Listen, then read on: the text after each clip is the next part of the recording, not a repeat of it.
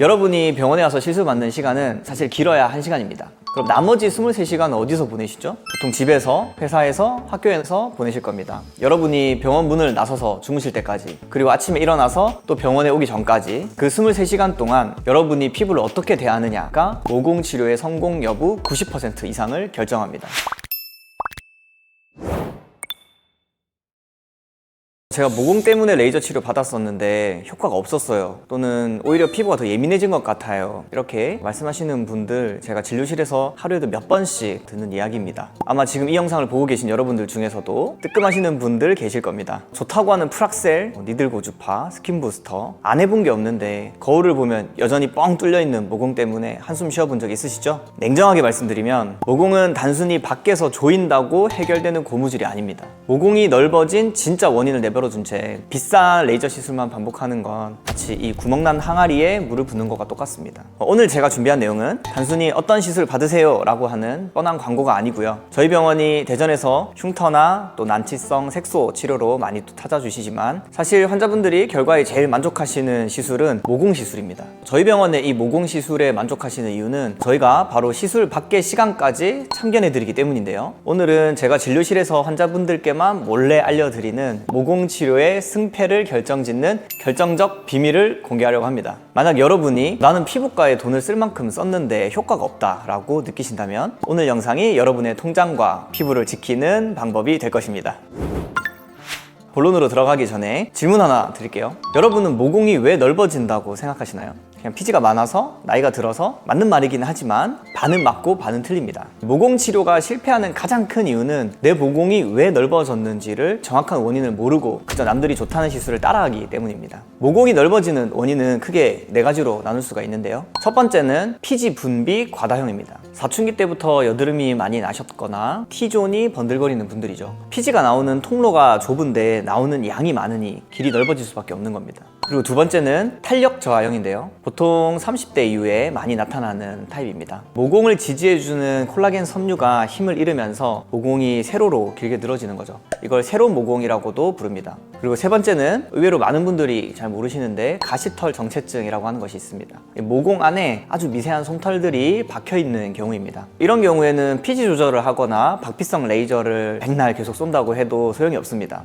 이때는 제모 레이저를 통해서 물리적으로 이 털을 제거를 해줘야 됩니다. 마지막 4번째는 흉터성 모공입니다. 여드름을 잘못 잡거나 또 염증이 반복되면서 모공 주변의 살이 패여버리는 거죠. 이건 엄밀히 말하면 사실 모공이 아니라 흉터입니다. 자, 그런데 문제는 뭐냐? 대부분의 환자분들이 이 4가지가 복합적으로 섞여 있다는 겁니다. 탄력도 떨어졌는데 피지도 많고 또 홍조까지 있기 때문에 피부 장벽이 무너진 상태라고 볼 수 있어요. 그런데 이런 내 피부 상태를 무시하고 그저 남들이 효과봤다는 레이저를 그냥 받는다? 피지 때문에 넓어진 모공에 탄력 레이저를 쏜다든지 아니면 흉터성 모공에 피지 줄이는 약만 먹는다면 효과가 있을까요? 당연히 없겠죠. 그래서 모공 치료는 단순히 이 구멍을 줄이는 시술이 아니라 피부의 구조적인 환경을 전체적으로 리모델링하는 과정이라고 이해하셔야 합니다. 집이 기울어졌는데 페인트 칠만 다시 한다고 새 집이 될까요? 기둥을 세우고 또 배수관을 뚫고 집안을 다지는 이런 큰 공사가 필요한 겁니다. 그런데 보통 피부과에 방문하시면 이런 과정을 경험하시는 경우가 많습니다. 상담 실장님과 상담을 하고 모공 시술 몇 회 권유받고 결제하고 또 누워서 시술을 받고 끝내는 과정이죠. 그러고 나면 또 집에 가서 평소처럼 세안하시고 평소처럼 주무십니다. 저는 감히 말씀드리지만 이런 방식의 치료는 반쪽짜리 치료라고 생각합니다.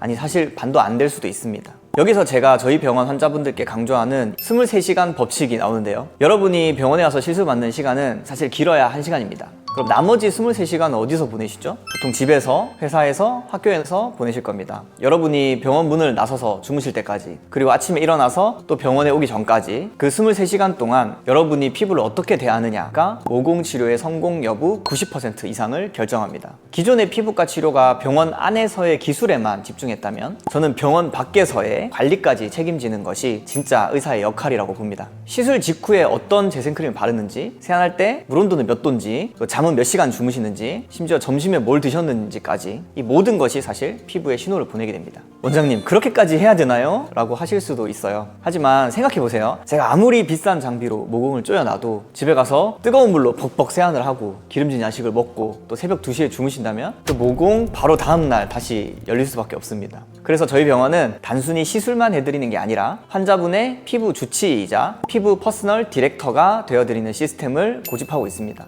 피부과 시술은 그저 거들 뿐이지 진짜 치료는 여러분의 일상 속에서 완성이 될 수 있도록 저희가 판을 짜드리는 거죠. 이게 바로 저희 병원의 치료 결과가 다른 병원들과 다른 이유입니다. 그럼 그 중요한 23시간 동안 환자분들이 가장 많이 하시는 실수, 그리고 잘못 알고 계신 상식들을 제가 팩트체크 해드리겠습니다. 이것만 고치셔도 피부과 비용 절반은 아끼시는 겁니다. 첫째, 세안은 뽀득뽀득해야 깨끗하게 된다? 절대 아닙니다. 모공이 넓은 분들 피지 빼신다고 벅벅 세안할 때 문지르시죠? 그러면 사실 피부 장벽이 다 무너질 수 있습니다. 우리 피부는 장벽이 무너지면 그걸 보호하기 위해서 기름을 더 뿜어내게 됩니다. 악순환이 되는 거죠. 세안은 미온수로 하시고 약산성 클렌저를 이용해서 거품을 충분히 내고 1분 이내로 끝내십시오. 내 손이 피부에 닿지 않는다는 느낌으로 살살 문지르는 것이 핵심입니다. 둘째, 코팩이나 압출기로 피지를 뽑아야 시원하다? 사실 이건 정말 위험할 수 있습니다. 특히 뜯어내는 코팩 자주 하시는 분들, 모공 입구가 손상이 되면서 나중에는 흉터처럼 변할 수 있습니다. 아까 말씀드린 이 흉터성 모공이 되는 지름길이 될 수도 있어요. 만약 피지가 너무 신경이 쓰이신다면 차라리 녹일 수 있는 제품을 쓰시는 게 좋습니다. 제가 추천드리는 건 차앤박 이제 코팩처럼 피지를 불려서 살살 걷어내는 방식입니다. 이것도 사실은 매일 하시면 안 되고 피부 타입에 따라서 한 달에 한두 번 정도가 적당합니다. 하지만 역시 이것도 피부 타입 안 맞는 분들은 아예 사용 안 하시는 것을 추천드리겠습니다. 그리고 셋째, 모공에는 무조건 찬물이 좋다? 마무리 세안 찬물로 하면 모공이 쫙 조여지는 그런 느낌이 드시죠? 사실 그건 일시적인 수축일 뿐입니다. 우리 피부에 너무 급격한 이 온도 변화는 오히려 홍조를 유발할 수 있고 피부를 예민하게 만들 수가 있어요. 그래서 가장 좋은 것은 체온과 비슷한 미지근한 미온수입니다. 그리고 넷째, 화장품으로 모공을 없앨 수 있을까요? 죄송하지만 화장품만으로 이미 늘어난 모공을 지우개처럼 지울 수는 없습니다. 하지만 더 늘어나는 것, 이것은 막을 수 있고 상태를 개선할 수는 있습니다. 여기서 보통 제가 추천드리는 성분은 바로 레티놀입니다. 레티놀은 묵은 각질을 탈락시키고 또 콜라겐 생성을 도와줍니다. 단 너무 욕심내시면 안 됩니다. 처음에는 이 쌀알만큼만 덜어서 일주일에 2번이나 3번 정도로 저녁에만 바르시고 적응 기간을 좀 가지셔야 됩니다. 잘못 바르면 오히려 이 레티노이드 때문에 접촉성 피부염으로 고생하실 수가 있습니다. 그리고 하나 더, 기름종이에 대한 내용입니다. 과도한 유분은 피부에서 산화되면서 피부를 자극하고 또 모공을 막기 때문에 피지 분비량이 극도로 많을 때는 기름종이를 한 번 정도 꾹 누르듯이 사용하시면 됩니다. 그 이후에는 노세범 파우더를 사용하시는 걸 추천드리겠습니다.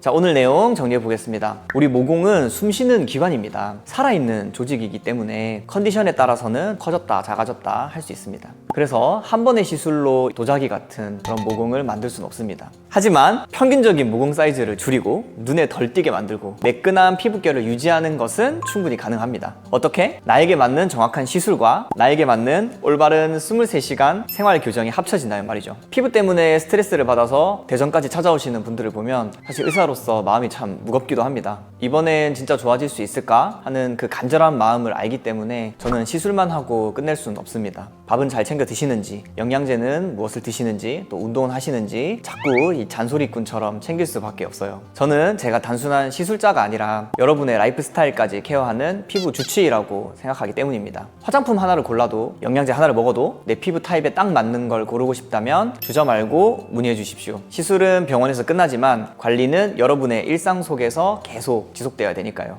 그 여정을 제가 함께 해드리겠습니다. 오늘 영상이 여러분의 모공 고민을 해결하는 데 조금이라도 힌트가 되었기를 바랍니다. 추가적으로 내 피부 타입에 대해 궁금한 점이나 평소 고민이었던 생활 습관이 있다면 댓글로 남겨주세요. 제가 진료 틈틈이 확인해서 답변 드리겠습니다. 지금까지 여러분의 피부 퍼스널 디렉터 의원 김재익 원장이었습니다. 감사합니다.